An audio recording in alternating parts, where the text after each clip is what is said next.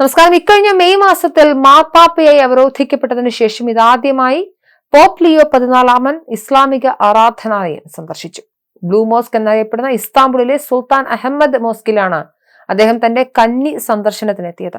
തല കുമ്പിട്ട് വണങ്ങിക്കൊണ്ടായിരുന്നു പോപ്പ് മോസ്കിനകത്ത് പ്രവേശിച്ചതെങ്കിലും തന്റെ 2 മുൻഗാമികൾ ചെയ്തതുപോലെ അതിനകത്ത് പ്രാർത്ഥിച്ചില്ല എന്നാണ് റിപ്പോർട്ടുകൾ പറയുന്നത്.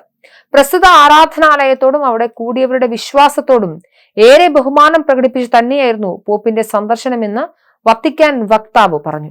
4 ദിവസത്തെ സന്ദർശനത്തിനാണ് ഇപ്പോൾ മാർപ്പാപ്പ തുർക്കിയിൽ എത്തിയിരിക്കുന്നത്.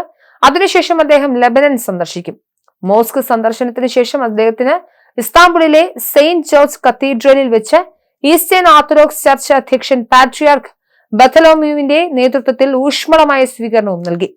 1603 മുതൽ 1617 വരെ ഓട്ടോമൻ സാമ്രാജ്യത്തിന്റെ അധിപനായിരുന്ന സുൽത്താൻ അഹമ്മദ് ഒന്നാമന്റെ പേരിലാണ് ഔദ്യോഗികമായി ബ്ലൂ മോസ്ക് അറിയപ്പെടുന്നത്. അദ്ദേഹത്തിന് കീഴിലായിരുന്നു ഇതിന്റെ നിർമ്മാണം നടന്നതും. നീലയും ഹരിത നീലിമയും നിറമുള്ള ആയിരക്കണക്കിന് ടൈലുകൾ കൊണ്ട് അലങ്കരിച്ചിട്ടുള്ള ഈ മോസ്കിൽ എല്ലാ വർഷവും ലക്ഷക്കണക്കിന് സന്ദർശകർ എത്താറുണ്ട്. 2014 പോപ്പ് ഫ്രാൻസിസ് ഇവിടെ എത്തി പ്രാർത്ഥനകൾ നടത്തിയിരുന്നു.